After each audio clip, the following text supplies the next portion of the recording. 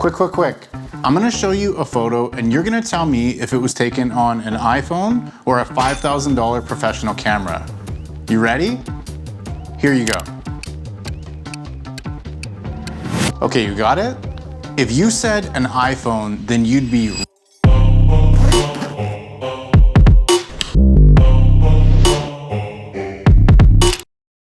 All right, let's play a little game. I'm gonna show you a bunch of photos and your job is to guess whether it was taken with an iPhone or a professional camera.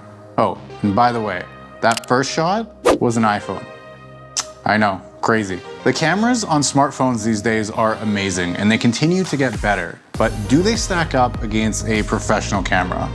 I'll let you be the judge. The photos that I'm about to show you are taken with either an iPhone 11, an iPhone 14, or a Sony a7 IV. The Sony a7 IV shots are taken with a variety of lenses. The Sigma 24-70 f2.8, the Tamron 17-28 f2.8, and the Rokinon 85 1.4. These are all pretty expensive professional lenses, so you should easily be able to tell the difference, right? I'll start off with an easy one. Is this taken with an iPhone or the professional camera? Okay, how about this one? And this one? Were you surprised by any of those? Don't lie, that last one got you, didn't it? Sometimes the differences are obvious, like the over-sharpening and over-processing the iPhone shots usually have. But other times it can be hard to tell, and in doing this experiment and showing these photos to my wife and other people, I was surprised by how many people got wrong. All right, let's do another round. This is fun, I like games like this. You ready?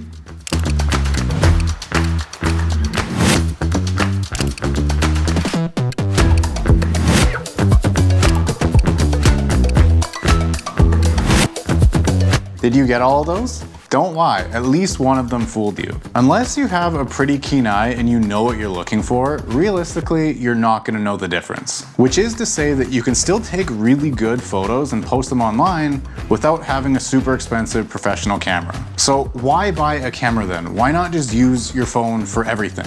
Well, for one, because maybe you enjoy the art of photography. Having a camera and learning how to use it is one aspect of being a photographer. And if that's something that you're interested in, then it's not really an itch that you're gonna be able to scratch, so to speak, with a phone. All right, you ready for another round?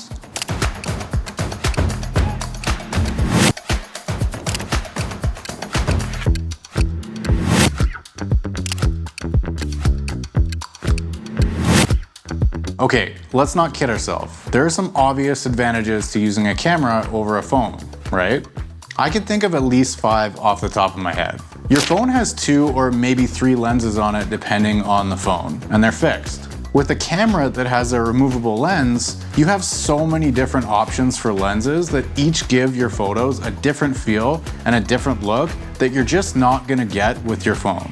A camera also has a much larger sensor, which means that you're capturing more light, more data, and paired with a really high quality lens results in just better overall quality images. You might be fooled on a small screen, but if you print out your photos large or if you're zooming in on them, even on screen, you'll definitely be able to tell the difference between a camera shot and a phone shot. One of the biggest giveaways for me is the bokeh, or the blurred background. With a camera, your lens naturally creates this blurred background because of the aperture blades in the lens. Your phone, on the other hand, because it doesn't have aperture blades, actually creates this blurred background with the software on the phone. So what ends up happening a lot of the times is you get really harsh transition lines between in focus and out of focus areas of your images, which doesn't look very good. Taking those things into consideration, how about another round? And go.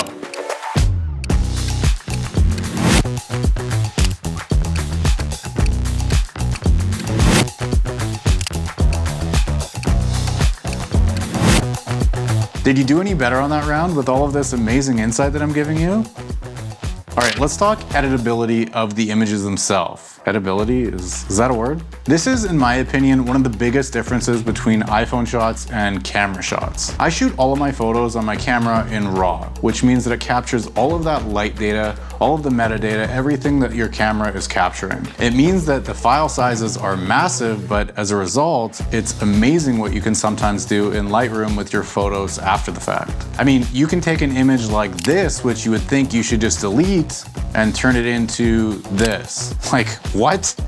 You just can't do that with iPhone shots. There's only so much flexibility and so much play when you're editing an iPhone shot in Lightroom compared to the raw files that you get out of your camera. Let's talk control and functionality. A camera like the A7 IV, and on most cameras actually, have a lot of knobs and buttons and dials that you can program to do different things with your camera.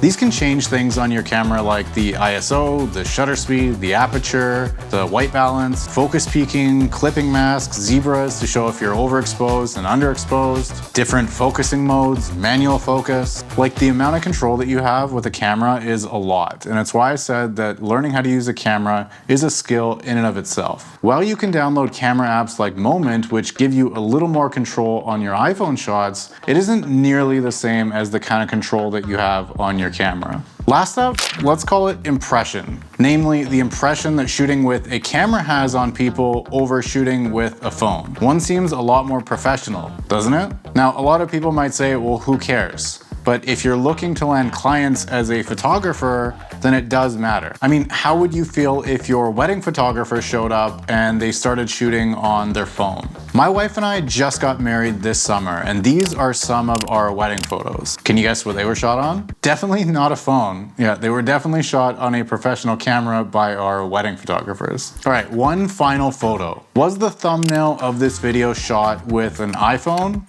or a camera? You ready? Well, joke's on you, because it wasn't shot with either. It was actually shot on a GoPro.